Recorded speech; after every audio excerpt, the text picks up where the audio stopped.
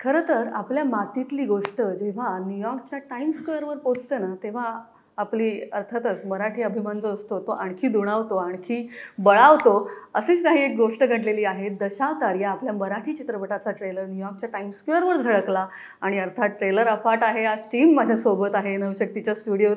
सगळ्यांचं खूप मनापासून स्वागत. अभिनय, सिद्धार्थ आणि सुबोध. सुबोध, मी आधी तुझ्याकडे येते कारण याचा कॅप्टन ऑफ द शिप म्हणू शकतो आपण, तू आहेस. तर खरंच अफाट ट्रेलर आणि ही सगळी दमदार कास्ट आणि अर्थात सुरुवात मी दिलीप प्रभावळकर यांच्या सो त्यांनाच आधी तू या सिनेमात कसं आणलंस आणि मग पुढे कसं सुरू झालं सगळं तूच सांग. दशावतार हा चित्रपट जर झाला आहे ना तर त्याला कारणीभूत दिलीप प्रभावळकरांसारखा कलाकार आहे. मी ज्यावेळेला गोष्ट लिहिली दशावतारची त्यावेळेला मला खरंच असं काही विचार नव्हता केला की या चित्रपटात अमुक ॲक्टर असावा आणि त्याच्यासाठी ही गोष्ट लिहिली जावी. पण जेव्हा गोष्ट लिहून पूर्ण झाली त्यावेळेला असा लख्ख प्रकाश पडला होता की दिलीप प्रभावळकर हे एकमेव नाव आहे जे असतील तर हा चित्रपट होऊ शकेल आणि जर ते नसतील तर आपण या चित्रपटाला हात घालायचा नाही आहे. कारण कलाकार म्हणून ते किती ग्रेट आहेत हे आपल्याला माहितीच आहे. ती प्रतिभा, हे त्यांचं जेन्युइन असणं कामाच्या प्रती, त्यांचं एवढं प्रचंड मोठं व्यक्तिमत्व, हे सगळं आहे. पण ह्या चित्रपटासाठी त्याच्या पलीकडे जाऊन जे करावं लागणार होतं, जे कन्व्हिक्शन असणं गरजेचं होतं किंवा त्यांची अनेक रूपं आपल्याला ट्रेलरमधनं दिसत आहेत, तर ह्या सगळ्यासाठी जे परफेक्ट कॉम्बिनेशन लागतं ना ते दिलीप काका सोडून कोणाहीकडे नाही. तर त्याच्यामुळे माझं ठरलेलं की जर दिलीप प्रभावळकरांनी होकार दिला तरच हा चित्रपट करायचा. आणि त्यांची आणि माझी काही ओळख नव्हती. मी फार पूर्वी कधीतरी काम केलं होतं पण त्यांना लक्षात राहील असं काही माझ्याकडनं झालेलं नव्हतं. मग ज्या वेळेला मी पहिल्यांदा त्यांच्यापर्यंत गेलो आणि त्यांना ही गोष्ट ऐकवली तर त्यांचं असं असतं की ते पटकथा आणि संवाद वगैरे सगळं नीट वाचल्याशिवाय कशाला होकार देत नाहीत. आणि मी गोष्ट स्वरूपातच त्यांच्याकडे गेलो होतो आणि त्यांनी ऐकली वगैरे गोष्ट आणि ते म्हणाले की मी पटकथा संवाद वाचले की काय ते कळवतो. पण कदाचित मी यशस्वी झालो होतो त्यांच्यापर्यंत पोहोचण्यात, कारण की इमिजिएटली 3-4 तासात रात्री मी घरी जाताना पुण्यावरून मुंबईला येत असताना एक 11:30-12च्या सुमारास त्यांचा मला फोन आला की सुबोध मला करायचं आहे हा चित्रपट, तर कसं करायचं ते सांग, फक्त ते तू जे आत्ता मला ऐकवलंयस हे असंच्या असं मराठीत होऊ शकेल का, कारण हे सोपं वाटत नाही आहे मला, हे जमणार आहे का, कोण तुझ्याबरोबर असणार आहे. तर मी म्हटलं तुम्ही होकार द्या, मी बघतो काय करायचं, तुम्हाला म्हणजे मी ही संधी देणार नाही याच्याबद्दल परत शंका घेण्याची. आणि मग प्रवास चालू झाला. त्यांनी माझ्याबरोबर मी जेव्हा लिहित होतो त्या लिखाणाच्या प्रोसेसमध्ये मी मध्ये मध्ये त्यांना गोष्टी पाठवत होतो. त्याच्यानंतर ते माझ्याबरोबर मी जो रिसर्च केला होता तो सगळा रिसर्च ते ऐकायला बसले, माझ्याबरोबर वर्कशॉप्स केली. आम्ही दशावतारी कलाकारांना, आम्हाला गाईड करणारे दादा राणे कोणसकर वगैरे दशावतारातली मोठी माणसं आहेत, त्या सगळ्यांबरोबर त्यांनी वर्कशॉप्स केली. ते माझ्याबरोबर कोकणात आले. मग मी त्यांना तिथले दशावताराचे प्रयोग दाखवले. तिथले जे असे दशावतारी कलाकार आहेत ज्यांनी अख्खं आयुष्य दशावताराला वाहून घेतलं आहे आणि एवढं केल्यानंतर आत्ता उतार वयात ते दशावतार परफॉर्म करू शकत नाहीत पण त्यांचं मन तिकडे गुंतलेलं आहे. तर असे यशवंत काका तेंडुलकर असतील, बरेच जण आहेत असे. त्या सगळ्यांना दिलीप काका भेटले, त्यांच्याबरोबर गप्पा मारल्या तासनतास. त्यांचे पेहराव, त्यांची बोलण्याची पद्धत, हे सगळं दिलीप काकांनी ते सगळं आत्मसात केलं. तर एवढं डेडिकेशन असणारा माणूस मला म्हणजे माझ्या कथेच्या वेळेपासून माझ्यासोबत होता, त्याच्यामुळे मला माझा अर्धा किल्ला तिकडे सर झाला होता. लिहून झाल्यानंतर मग असं लक्षात आलं की एक वाढता वाढता खूप वाढलेलं प्रकरण आहे आणि आता आपल्याला प्रत्येक रोलसाठी बेस्ट कास्टिंग खूप महत्त्वाचं आहे. तर युगंधर देशपांडे आमचा मित्र आहे, तो कास्टिंग बघत होता आणि मला कास्टिंगमध्ये 2 गोष्टी लक्षात घ्यायच्या होत्या. मला प्रेक्षकांना माहीत असणारे चेहरे हवे होते, पण मला त्या चेहऱ्यांचा, त्या कलाकारांचा असा वापर करायचा होता की ज्याच्यामुळे प्रेक्षकांना आपण काहीतरी सरप्राईज करू शकू. तर माझ्या डोक्यात कास्टिंग तयार व्हायला लागलेलं की मी कशा पद्धतीने कुठल्या कुठल्या कलाकाराचा त्याच्या प्रतिभेचा वापर करेन. आणि त्यातली 2 उदाहरणं आहेत इकडे की सिद्धार्थचं कास्टिंग करत असताना जरा अडचणी होत्या. असं होतं की सिद्धार्थ हा त्याची अर्बन इमेज आहे, खूप मॉडर्न इमेज आहे. त्याच्यानंतर तो मराठी सोडून इतर वेगवेगळ्या भाषांमध्ये काम करतो. त्याच्यानंतर तो कोकणातला एक साधा ग्लॅमराइज्ड भूमिका नसलेली भूमिका साकारू शकेल का. परत तो मुळात मल्याळम, तो मराठीमध्ये काम करतो, हिंदीत काम करतो, त्याला याच्यात मालवणीत बोलायचं आहे, ते कठीण होतं. पण समोर मला कन्व्हिक्शन होतं सिद्धार्थवर आणि म्हणजे त्याने ते त्याने ते आणि तो इतका मेहनतीने त्याने ते सगळं केलं आहे ना. सेम केस अभिनयची आहे की अभिनयला ज्यावेळेला ऑडिशनला विचारलं तेव्हा मीच युगंधरला विचारलं की अभिनय ऑडिशनला येईल का मुळात. कारण मी कुणालाही लपवून काही करत नव्हतो. तर मी सांगितलेलं की तो रोल हा महत्त्वाचा आहे, पण त्याची लेंथ हा त्याला इश्यू असू शकतो आणि तो ऑलरेडी मेन रोल्स आणि हिरो म्हणून खूप काम करतो. यातला पण त्याचा रोल खूप मुख्य पात्र आहे. पण म्हणजे मला माहीत नाही की ही इज इंटरेस्टेड. पण तो आला, त्याने ऑडिशन केलं आणि ऑडिशनला मी त्याला खूप वेगळ्या पद्धतीने सगळ्यांच्या ऑडिशन्स कंडक्ट करत होतो. आणि नंतर मी त्याच्याशी बोललो, म्हटलं असं असं आहे, मला असं वाटतं, आता तू सांग, इट्स नाऊ युअर कॉल की करायचं की नाही. पण ही वॉज सो कन्व्हिन्स्ड की त्याला हे करायचं आहे आणि त्याने तो सरप्राईज करेल तुम्हाला. म्हणजे मला खात्री आहे की अभिनयमध्ये पण प्रचंड रेंज आहे ॲक्टिंगची, खूप कपॅसिटी आहे जी अनएक्सप्लोर्ड आहे. आणि मला आनंद होतोय की मला या सगळ्या कलाकारांना, हे दोघं असतील, प्रियदर्शनी असेल, प्रियदर्शनीची एक हास्यचित्रामुळे असेल, तिने आधी केलेल्या चित्रपटांमुळे असेल, तिच्या ग्लॅमरस सगळ्या फोटोशूट्स आणि लुकमुळे असेल की तिच्याबद्दल लोकांच्या डोक्यात असणारी तिची जी इमेज आहे ती पुसून जर मी दिग्दर्शक आणि लेखक म्हणून काही खेळ करू शकत असेल तर मला ते इंटरेस्टिंग वाटतं. तर ते मला साध्य करता आलंय. मला असं वाटतं की दशावताराच्या खेळाबरोबर अनेक खेळ अनेक प्रयोग त्या अर्थाने सगळ्यांबरोबर आहे. सगळ्यांबद्दल आहे. भरत सरांनी केलेला रोल. भरत सर तर सध्या म्हणजे एक एक असं हुकमाचा एक्का टाकतायत. आणि म्हणजे ते पण ना, भरत जाधव सारख्या माणसाला विचारायचं या रोलसाठी, ते पण आले. एवढा प्रचंड ग्रेट ॲक्टर, कुठलाही किंतु परंतु मनात न ठेवता माझ्यासारख्या फर्स्ट टाईम डिरेक्टरबरोबर काम करायचं, मला सरेंडर करायचं. त्यांना पण अतिशय कठीण सिक्वेन्सेस होते, ॲक्शन सिक्वेन्सेस होते. इतक्या इजने त्यांनी ते सगळं केलं आहे. महेश मांजरेकरांसारखा दिग्दर्शक, अभिनेता, जे स्वतः स्कूल आहे एक मोठं, त्याने काम करणं, त्यांचं पण म्हणजे हे मी आत्ता जास्त काही कोणाबद्दल सांगत नाही, पण सुनील तावडे आहेत, विजय केंकरे आहेत, रवी कळे आहेत. आता रवी कळे 250-300 पेक्षा जास्त फिल्म्स साऊथ इंडस्ट्रीमध्ये केल्या आहेत. जो माणूस कुठलाही अभिनिवेश न बाळगता जे पाहिजे ते करतो आणि या सगळ्यांकडनं मी वाटेल त्या गोष्टी करून घेतल्या आहेत. त्या सगळ्यांनी एवढे सिनियर असून सुद्धा कधीही आपल्या कामापुढे आणि ह्या दशावतारचं जे आम्ही स्वप्न सगळ्यांनी मिळून बघितलं असं मी म्हणतो, ते पूर्ण करण्यासाठी जे काही त्यांच्या बाजूने देऊ शकतील ते सगळं दिलं. म्हणजे I am really happy about the star cast. मला असं वाटतं की नक्कीच यांनाही खूप बोलायचं आहे. मी आता सिद्धार्थकडे येते. आधी सिद्धार्थ, नेहमीचे प्रश्न आज नसतील कारण नेहमीचा सिनेमाही आज दिसत नाहीये आणि तू खूप दिवसांनी मराठी सिनेमात दिसतोयस आम्हाला. खूप दिवसांनी मराठी सिनेमा आणि खूप दिवसांनी थिएटरला, म्हणजे मोठ्या पडद्यावर. येस, हां, तुम्ही OTTच्या जगतात जरा फारच बिझी होता. बिझी, पण तो चॉईस नव्हता खरं मला. मी ते थिएटरसाठीच आलोय. तुझ्या फॅन्सना काय सांगशील? आम्ही मराठी सिनेमात तुला थोडं मिस केलं होतं मधल्या काळात, काय ते कारण? मला एक आवर्जून एक सांगायचं आहे की मी इतकी वर्ष मी नव्हतो. आय थिंक जून नंतर मी आत्ताच येतोय मराठी सिनेमात. पण मला असं वाटलं होतं की सगळे विसरले असतील, म्हणजे का कोणी लक्षात ठेवेल ना. आता इतके सगळे बिझी झालेत, इतके फोन झालेत, इतके ॲप्स आलेले आहेत, इतके प्लॅटफॉर्म्स, OTT वगैरे हे सगळं झालेलं आहे. तर आय वॉज लाईक की विसरले असतील. पण ठीक आहे, आपण परत आल्यावर नव्याने काहीतरी. पण ह्या अख्ख्या गॅपमध्ये मी हे स्वतःचं काही कौतुक किंवा असं मी सांगत नाही आहे. मी तुला DMs दाखवतो, इतके अनेक DMs आहेत जे असेत की सर तुम्ही कधी येणार आहात परत. हे अशी फिल्म मला येत आहेत. माझ्या अमेरिकेहून माझ्या बहिणींचे वगैरे मला मेसेज येत आहेत, अरे वी आर मिसिंग सिड मेनन आणि असे हार्टबीट. तर मला असं वाटतं की काय ते म्हणे इंग्रजीत, distance makes the heart grow fonder. ये इंतजार रंगला. हो, म्हणजे ते नाही. पण ऑन अ सिरियस नोट ते रिस्क होता. म्हणजे असं नाहीये की काम आलं नाही, असं अजिबातच नाहीये.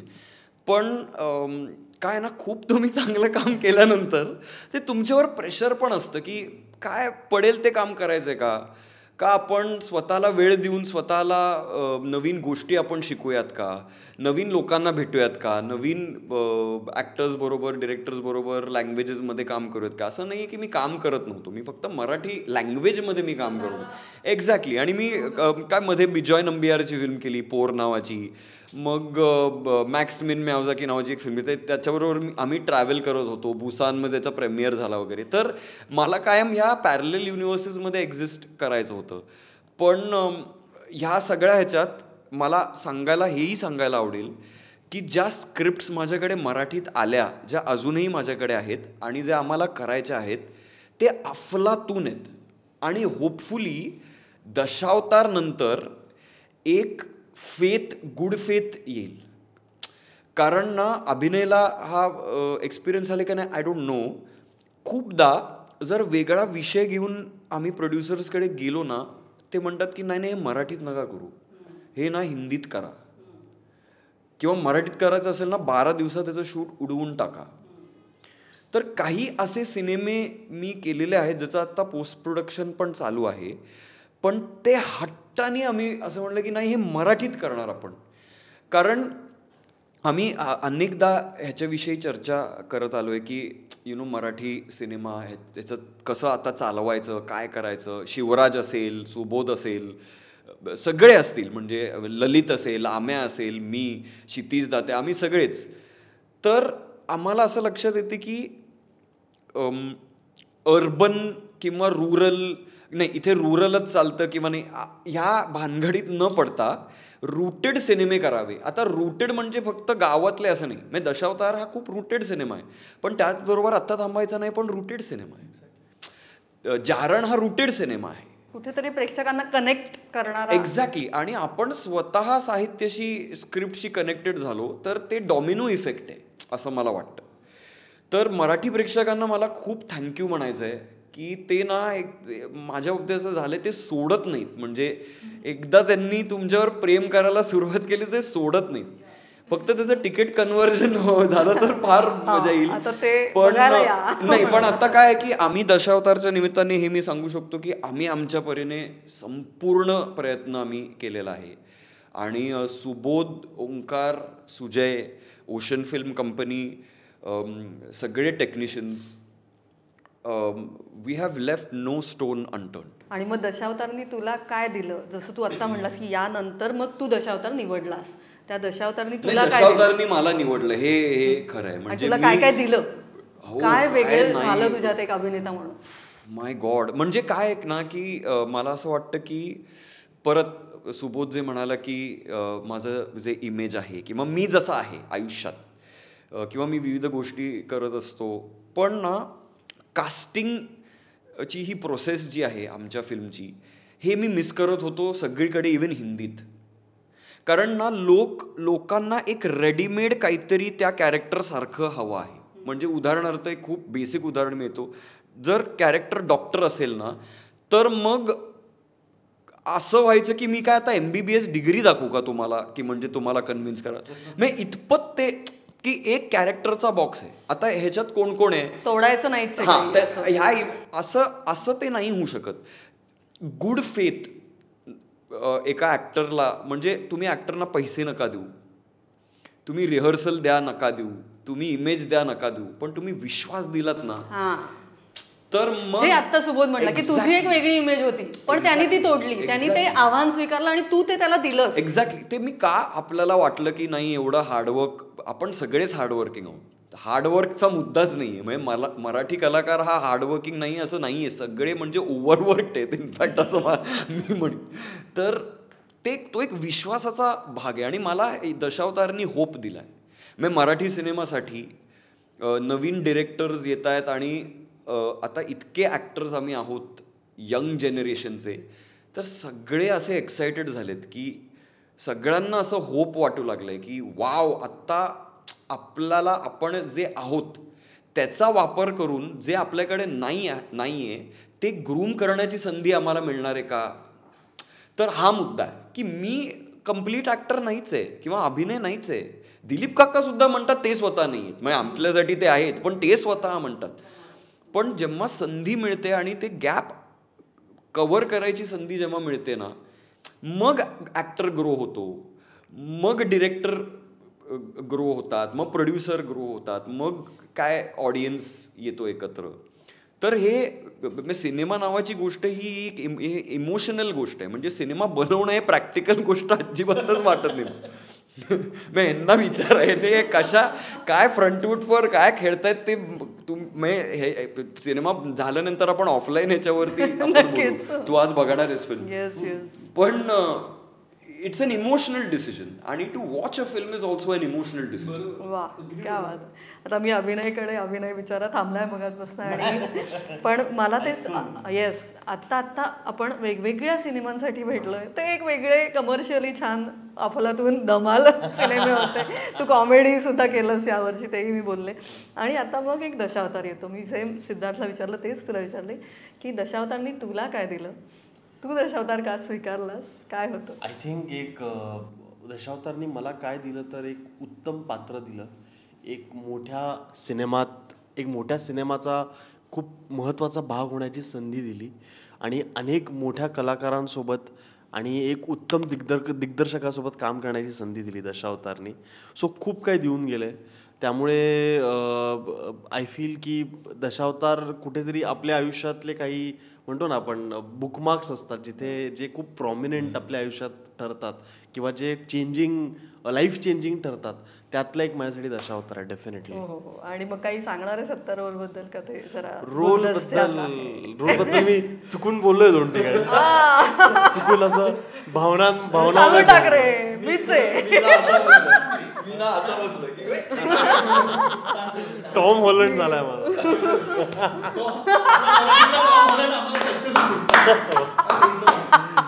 काय रे, सो बेसिकली थोडक्यात सांगायचं तर रोल माझा बऱ्यापैकी ग्रे शेड आहे, आणि it is something that I have not explored आधी जास्त फार केलंय, पण एवढं नाही केलंय. सो आणि त्याच्यात तो फक्तच ग्रे शेड नाही आहे, त्या कॅरेक्टरला खूप लेअर्स आहेत, आणि from where it starts to where it ends त्यामध्ये जो ग्राफ आहे कॅरेक्टरचा तो खरंच खूप जेन्युइनली इंटरेस्टिंग आहे. सो त्यासाठी मला ते रोल खूप जास्त हवासा वाटला. दुसरी गोष्ट, मॅक्झिमम सीन दिलीप काकांसोबत होते माझे. सो तो दिलीप काकांसोबत काम करणं, त्यांच्यासोबत ट्युनिंग एक बसवायची संधी. सीनचा किस्सा म्हणजे माझा त्यांच्यासोबत पहिला प्रॉमिनंट सीन असा होता, आणि जंगलात होता. सो तो सीन झाला, सगळं झालं. त्याच्यानंतर ते स्वतःहून तुम्हाला तिकडे समोरच बसले होते क्यू द्यायला. मला त्यांची गरज नव्हती तिकडे बसायची, ते समोर बसून मला क्यूज देत होते, आणि त्या सीन नंतरच ते बोलले खूप छान झालं म्हणून, खूप चांगलं करतोयस म्हणून. सो आय फील की ती पावती तुम्हाला पहिल्या शॉटलाच देणं ते एका एवढ्या मोठ्या कलाकारांनी, आणि जो तुमचा सहकलाकार सुद्धा आहे, सो ती खूप मोठी गोष्ट असते, आणि कुठल्याही नवीन पिढीच्या कलाकाराला आश्वासन देणारी असते. सो दिलीप काका त्या बाबतीत ती जी त्यांची सिक्युरिटी आहे, किंवा ते जे कम्फर्टेबल करतात ना आजूबाजूच्या लोकांना, की आम्ही नेहमी म्हणतो की दिलीप काका स्वतःच्या क्राफ्टबद्दल, स्वतःच्या कामाबद्दल खूप सिरियस आहेत, पण ते माणूस म्हणून सिरियस नाही आहेत अजिबातच.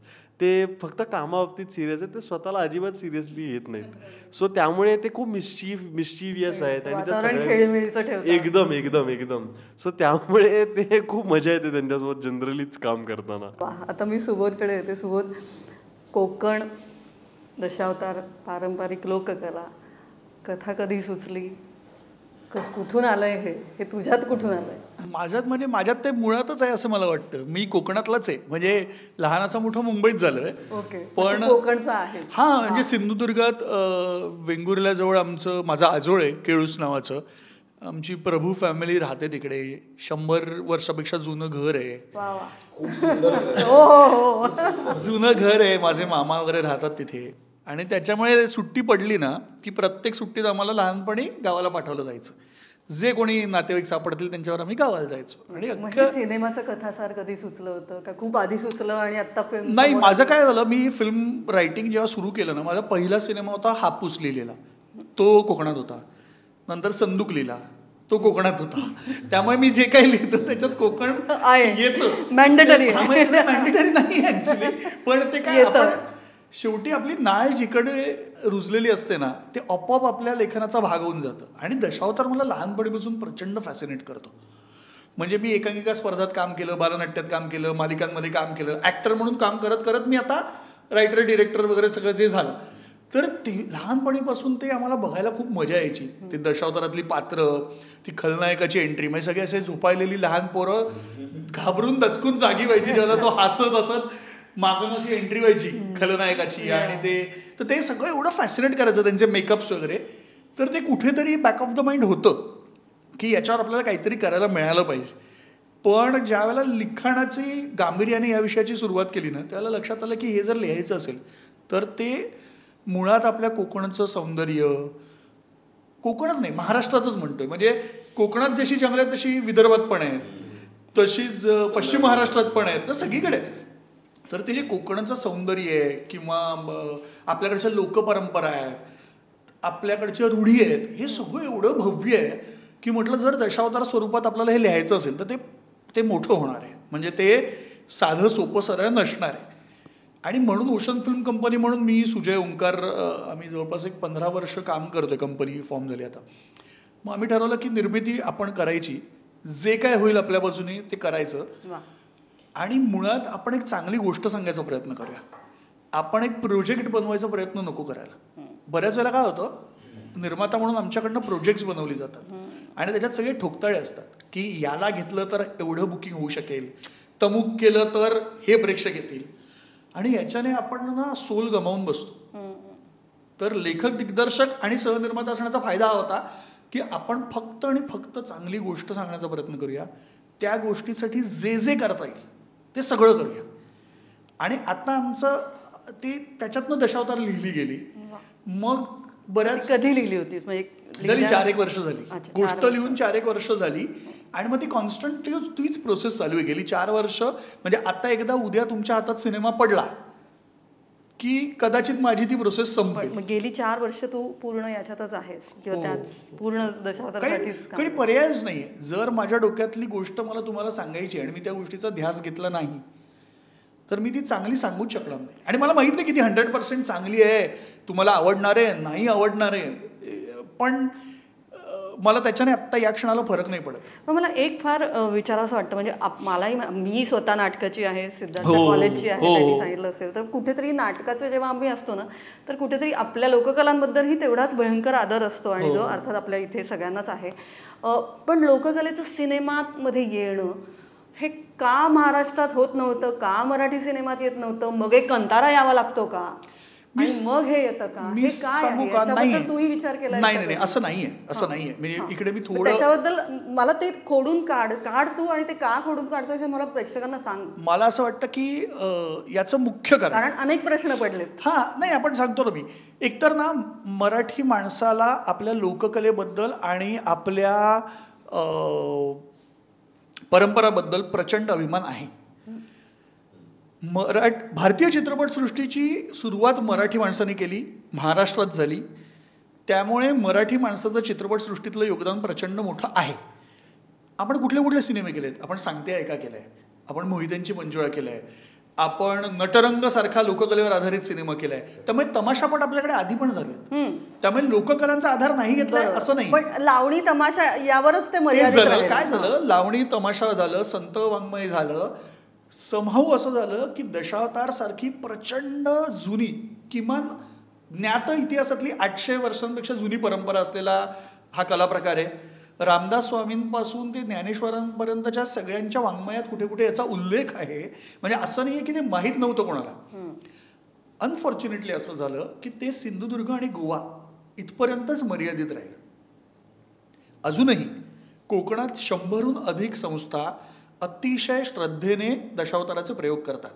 कोकणातल्या गावागावात हे प्रयोग रोज होतात. म्हणजे दिवाळीनंतर जे चालू होतात ते पावसाळ्यापर्यंत. पण त्याचं सिनेमात येणं मी सांगतो वेळ लागला असेल.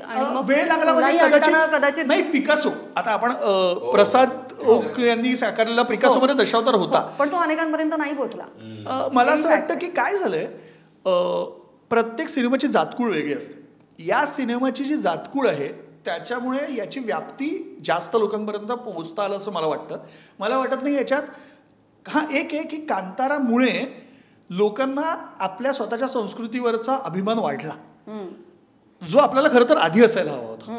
एक्झॅक्टली. पण ते काय असतं, कधी कधी पिकतं तिकडे विकत नाही असं म्हणतात. सोनाराने कान टोचल्यासारखं झालं. तर त्याच्यामुळे काय झालं की, आणि कांतारा आणि याच्यात खूप फरक आहे. कांतारामध्ये दाखवलेला भूतकोला हा एक धार्मिक किंवा स्पिरिच्युअल क्षण आहे, आणि दशावतार ही लोककला, श्रद्धा आणि देवाची स्तुती याचं एक मिश्रण आहे.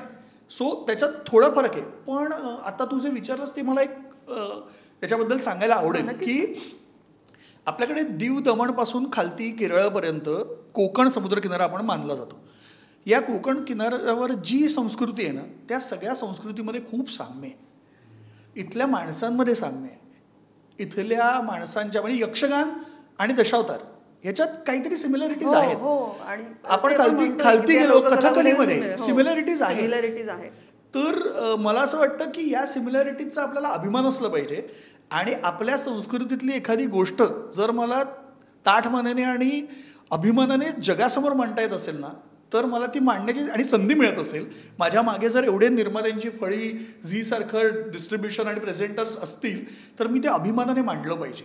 कारण असं आहे की आपल्याकडची लोकसंस्कृती जरी महाराष्ट्रापुरती असली तरी मला 100% खात्री आहे की ती जगभरातल्या कुठल्याही प्रेक्षकापर्यंत तितक्याच ताकदीने पोहोचू शकेल अशी चित्रभाषा आम्ही तयार करू शकतो. नक्कीच. मग ते कुठेतरी मग ते लोकल ते ग्लोबल होणं. एक्झॅक्टली. आणि तेच गरजेचं आहे जगभरात, जे आपण बोलतो. आणि जगभरात आहे. जगभरात आत्ता जर आपण पाहत असलो कोरियन फिल्म्स आपण का बघतो? आपल्याला कुठे कोरियन भाषा माहिती आहे? आपल्याला कुठे कोरियन संस्कृती माहिती आहे? पण आपण पाहतो. मला असं वाटतं की हा चित्रपट हा मराठी चित्रपट नसून हा मराठी भाषेत बनलेला चित्रपट आहे. याची भाषा ही मराठी आहे, कारण आम्ही सगळे मराठी आहोत. दशावतार हा महाराष्ट्राच्या मातीत घडतोय म्हणून तो मराठी आहे.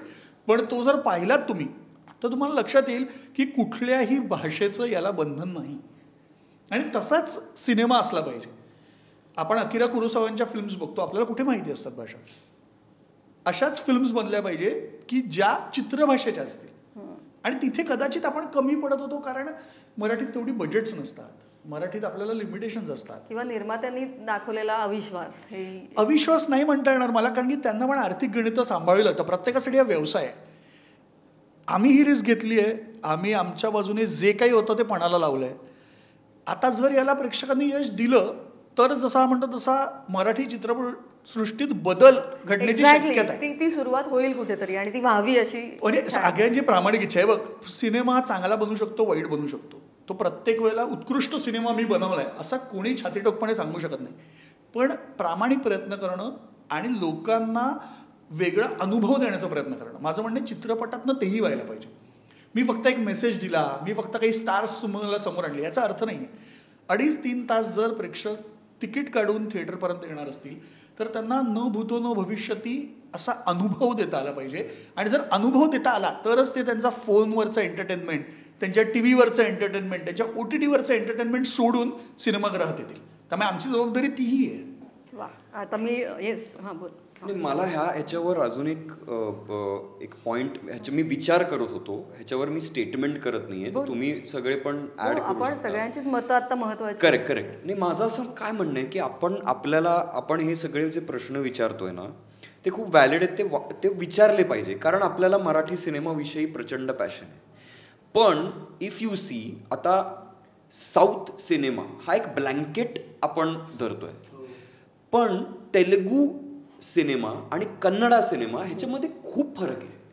कन्नडा सिनेमामध्ये हेच प्रॉब्लेम येतात, बँगलोरमध्ये हाच प्रॉब्लेम येतो की इतर भाषांचे सिनेमे येतात आणि ऑडियन्स स्प्लिट होत. दे आर ऑल्सो जवळून पाहिलंय त्यामुळे तुला माहिती. नाही, मी नाही, खरं तर मी कर्नाटकाचा नाहीये, पण मी हेमंतराव नावाचा जो डिरेक्टर आहे, जो न्यू वेव्ह मधला मानला जातो, तो अनेक प्लॅटफॉर्म्स मध्ये जाऊन हे व्हॉइस करतोय. तर आपल्याला ना असं वाटतं की हे आपणच फेस करतोय का, ते असं नाहीये. कुठेतरी एक काहीतरी येतं आणि आपण टचकिनी जनरलाइज करतो. किंवा कांताराच्या आधी नोटेबल लोककलेवरची फिल्म ही आय थिंक वानप्रस्थम होती, मोहनलालने केली. त्याच्यानंतर आय डोंट नो मल्याळममध्ये लोककला बॅकड्रॉपवर कुठली फिल्म आली की नाही. म्हणजे तेयम नावाचं एक खूप फेमस लोककला आहे, नॉर्थ केरळला खूप ते फेमस आहे. त्याचं टुरिझम होतं, त्याचे सिनेमॅटिक हे आलंय का नाही. तर काय की ह्या ज्या सिनेमे आहेत ना त्याची लाट आली पाहिजे असं पण नाहीये. आय थिंक नाही नॉट नेसेसरी लाट. नाही लाट येऊच नाही एक्झॅक्टली कुठेतरी ते धाडस व्हावं ते प्रयोग व्हावेत. एक्झॅक्टली पण ते एकच मला वाटतं दशावतारच्या बाबतीत पण जे मगाशी अर्धवट राहिलं माझ्या बोलण्यातनं दशावतार ही लोककला अशी आहे ना तिच्यामध्ये नाट्य आहे तिच्यामध्ये नृत्य आहे त्याच्यामध्ये क्लासिकल बेस्ड गाणी आहेत त्याच्यामध्ये लढाया आहेत त्याच्यामध्ये स्त्री पात्र परफॉर्म करणारे पुरुष आहेत त्याच्यात वेशभूषा लार्जर दॅन लाईफ आहे त्याच्यात रंगभूषा लार्जर दॅन लाईफ आहे. हे जगात पोचलं पाहिजे ना जे सिंधुदुर्गातच राहिलंय. म्हणजे मला आनंद होईल आम्ही काय अख्खी डॉक्युमेंटरी म्हणून मांडलेलं नाही आहे दशावतार पण त्यातनं जर लोकांना थोडी हिंट मिळाली थोडं अट्रॅक्शन वाढलं आणि आपण जगभरात पोचलो म्हणजे दशावतार गेला तर मला आनंद होईल. येस आता मला जाताना हाच प्रश्न विचारायचा एक शेवटचा प्रश्न हा आहे की तुम्ही तेव्हा कोकणात असाल तेव्हा शूटिंगच्या दरम्यान तर तेव्हा दशावतार करणाऱ्या कलाकारांना भेटला असाल अर्थातच तर तेव्हा त्यांच्याकडून काय असं काहीतरी वेगळं मिळालं असेल काही एक अनुभव कोणीही सांगा. सो माझा त्यांच्याशी त्यावेळेला काही संबंध आला नाही कारण माझं पात्र जर तुम्ही बघाल तर तो त्या रियालिटीपासून खूप लांब आहे जे माझ्यासाठी वर्क झालं कारण मला पण खरंच या कलेबद्दल फार माहिती मी बघितलं नव्हतं मला माहिती होती पण मी फार बघितलं नव्हतं. पहिल्यांदा मला ही लोककला बघायची संधी आली आमच्या ट्रेलर लॉन्चला जिथे त्यांनी येऊन लाईव्ह परफॉर्मन्स केला होता. 3 जणं परफॉर्म करत होते 3 जणं म्युझिकवरती होती एक पेटी वाजवत होता एक ढोलकी वाजवत होता आणि एक लहान मुलगा टाळ वाजवत होता. बरं हे सगळं इम्प्रोवाइज्ड असतं त्याच्यामध्ये काही त्या लोकांना स्क्रिप्ट वगैरे त्यांनी काही लिहिली नसते काही ठरवलं ते स्वतःचा मेकअप स्वतःहून करतात स्वतःचे कपडे स्वतःहून घालतात. बरं दुसरी गोष्ट ते सगळं जे इम्प्रोवाइज करतात ते प्राकृत मराठीत करतात ते प्रमाण भाषेत नाही करत. आम्ही जे इम्प्रोवाइज जे एक्सरसाइजेस करत आलो इंटर कॉलेजेटपासून ते सगळे प्रमाण भाषेत केलेले गोष्टी आहेत. आम्हाला कोणी सांगितलं प्राकृत मराठीत कर म्हणून इम्प्रोवाइज तर ते आजही जमणार नाही. ते मुळात पाठांतर करायला त्याच्यासाठी 2 दिवस वेगळे घ्यावे लागतील प्राकृत मराठी पाठांतर त्याच्यात ते इम्प्रोवाइज करतात. मला गुरु सर इव्हन आमच्या प्रमोशनमध्ये एक इंटरेस्टिंग गोष्ट बोलले की ते एरवी बोलताना प्रॉपर मालवणीत बोलतात पण जे स्टेजवर आले काहीतरी स्विच ऑन होतो आणि ते प्रॉपर प्राकृत मराठीत म्हणजे माझं असं झालं की यार हे लोक कसं बोलतात तो ती एनर्जी तो ते सगळं जे ते घेऊन येतात. बरं त्याचबरोबर म्युझिक पण इम्प्रोवाइज असतं. म्युझिकवाल्यांना क्यूसाठी थांबावं लागतं की आता ह्याचं वाक्य कधी जमतं आणि इथे मी काय म्युझिक देऊ. ते इतकं इंटरेस्टिंग आहे ते I think as an actor ती ॲज अन एक्सरसाइज म्हणून सगळ्यांनी जाऊन बघितलंच पाहिजे माझ्या मते तुमची स्पॉन्टेनिटी चेक करायला. कारण प्रत्येक गोष्टी काही लोकांना खूप कॅल्क्युलेट करतात की मला आता इथून इथे चालत जायचं आहे या पॉईंटला मी कप उचलेन या पॉईंटला मी हिच्याकडे बघेन या पॉईंटला मी वाक्य घेईन जे काहीच नाहीये इकडे. जो मेथड चुकीचा अजिबात नाहीये पण आय फील एक चेंज म्हणून मेथडसाठी तुमच्या कॅल्क्युलेटिव्ह मेथडपासून चेंज म्हणून तुम्ही ही दशावतारी कला नक्कीच जाऊन बघू शकता. आणि ही थँक्यू दशावतार टीमचं की मला बघायला मिळाली ती लोककला नाहीतर माहिती नाही मला कधी बघायला मिळाली असती. नाही मला एकच असं वाटतंय की सर्व जे दशावतारी कलाकार आहेत आता ते आमच्या सिनेमात पण आहेत आणि खूप महत्त्वाची भूमिका सुद्धा आहे त्यांची तर खूप मैत्री झाल्या. म्हणजे जे आमच्या वयाच्या जे कलाकार आहेत यश दळवी नावाचा एक आहे तो स्त्री पात्र करतो आणि he is very busy by the way म्हणजे आमच्यापेक्षा ते सगळेत जास्त बिझी आणि हे खूप भारी गोष्ट आहे हे. पण ना एक त्यांच्याकडून शिकण्यासारखं हे आहे की त्यांच्या क्राफ्ट च्या वर ते नाही आहेत हे त्यांना माहिती आहे. त्या क्राफ्टला जे रिस्पेक्ट ते देतात ना मनापासून म्हणजे जोपर्यंत भैरवी संपत नाही तोपर्यंत कोणीही मेकअप हे उतरवून ते जात नाहीत. तर मला असं वाटतं की एस्पेशली आत्ता आपण असं वाटतं की एका न्यू वेव्हमध्ये चाललेलो आहोत सिनेमाच्या तर ह्या बेसिक गोष्टी आपण पाळायला पाहिजे की सेटवर काय वर्क एथिक असावं शिस्त एकमेकांना कशा प्रकारे आपण रिस्पेक्ट केलं पाहिजे स्वतःला किती रिस्पेक्ट केलं पाहिजे. आपण जेव्हा व्हॅनिटीत जातो जेव्हा कॉस्ट्यूम आपण फेकून देतो का एका ह्या गोष्टी खूप मॅटर करतात असं मला वाटतं. आणि त्यांची ही श्रद्धा आहे म्हणून हा दशावतार सिनेमा होतोय की का असं मला प्रश्न विचार म्हणजे ते उलटं नाही आहे म्हणजे ते सिनेमा आहे म्हणून दशावतार असं नाही आहे ते दशावतार कला आहे म्हणून सिनेमा आहे असं आहे ते उलटं. एक याच्यात ॲड करतो मी ते लोक इतके स्पिरिच्युअल आहेत त्यांच्या कामाला घेऊन. म्हणजे ह्याच्या बोलण्यावर ना मला आता लक्षात आलं की आय थिंक सगळ्यात जास्त स्पिरिच्युअल तुम्ही कुठे असावं तर तुमच्या कामाला घेऊन असावं. आणि जर तुम्ही प्रामाणिक असाल त्या कामाला. सो ते इतके स्पिरिच्युअल आहेत आणि ते जेव्हा ऍक्च्युली काम करतात ते खरंच त्यांना वाटत असेल की आपण देवाच्या कुठेतरी अजून जवळ जातो, इतकं देवत्व आहे त्या कामामध्ये. सो हा जसं बोलला तसं मला पण आता लक्षात आलं की मी पण आता माझा कॉस्ट्युम काढून वगैरे अजिबात फेकणार नाही. It is a respect that you should give to your work आणि it is the respect that it your work deserves. I feel. मला वाटतं सुबोध हेच तुझं यश आहे. हे आजच्या पिढीचे कलाकार हे सगळं बोलतायत आणि त्यांना ते कळलंय आणि अर्थात ते स्वतःही तेवढे गुणी आहे. ही एक पिढी आहे आणि ही असं आहे. हो बरोबर. You don't look like that ना. तू फसवू शकतोस ना तेवढा. तू आत्ताही TY.com बघतोय.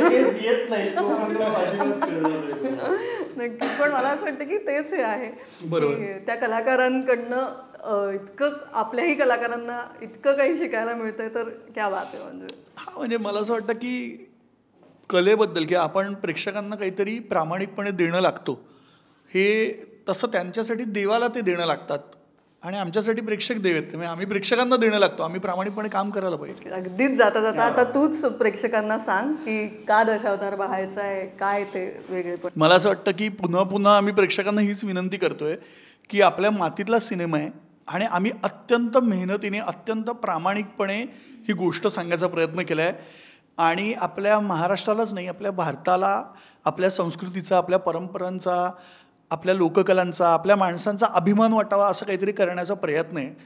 तो यशस्वी करणं हे तुमच्या हातात आहे. आम्ही आमच्या बाजूने जे काही देऊ शकत होतो ते तुम्हाला दिलं आहे. आता तुम्ही ठरवायचं आहे. आम्ही आमच्या भैरवीचा शेवट आहे ज्याच्यात म्हणतात की गोड मानून घे रंगपूजा. तर ही रंगपूजा तुमच्याकडे सादर केली आहे, ती तुम्ही गोड मानून घ्या. हो. आणि ते रंगपूजा गाणं पण कमाल आहे. म्हणजे ऑन लूप.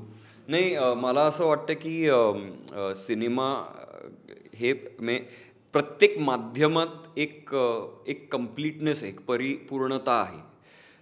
त्यात फक्त एक स्क्रीन प्ले चांगला आहे तर सिनेमा वर्क होतो असं नाही आहे. त्याचे सगळे जे डिपार्टमेंट्स आहेत ते एकत्र येणं आणि मग ॲज अन ऑडियन्स आम्ही 50 आहोत आणि तुम्ही 50 आहात, तर आम्ही आमचं 50 करायचा प्रयत्न परिपूर्ण आम्ही केलेला आहे. तुम्ही 50कडे आलात ना तर मग काहीतरी एक डिवाईन अनुभव होऊ शकेल. आणि जो फक्त आमचा सक्सेस नसेल, तो अख्ख्या आपल्या महाराष्ट्राचा सक्सेस असेल आणि अनेक जे डिरेक्टर्स आणि ॲक्टर्स काम करतायत, जे काम करू पाहत आहेत त्यांच्यासाठी पण ते असेल. आणि हे वारंवार होत आलं आहे मराठीत, फक्त त्याची इंटेन्सिटी आणखीन वाढायला पाहिजे असं आम्हाला सगळ्यांना वाटतं आणि त्या दिशेने आम्ही सगळेच काम करतो आहे. तर 12 तारखेला आता तुम्ही या आणि बघा दशावतार.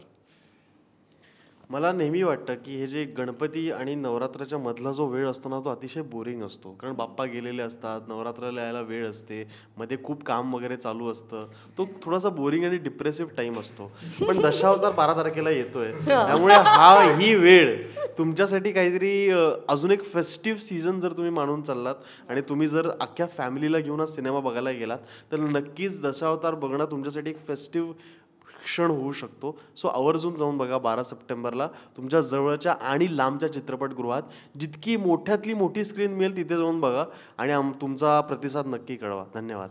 वा, क्या बात आहे. खरंच तुम्ही सगळ्यांनीच इतकं भरभरून मनापासून आणि इतकं मोकळेपणाने इतकं सुंदर हे सगळं शेअर केलंय, तर माझी उत्सुकता भयंकर वाढली आहे. मी आज दशावतार बघणार आहे, 12 सप्टेंबरला बघणार आहे आणि प्रेक्षकांना सांगणार आहे, तुम्हालाही सांगणार आहे आणि खूप खूप भरभरून शुभेच्छा. Thank you so much. आमच्या आधी प्रेस शो, पत्रकार असल्याचा काहीतरी फायदा आहे मला, त्यामुळे सुबोध मी तुला फोन करणार आहे. येस, थँक्यू सो मच आणि खूप शुभेच्छा. थँक्यू.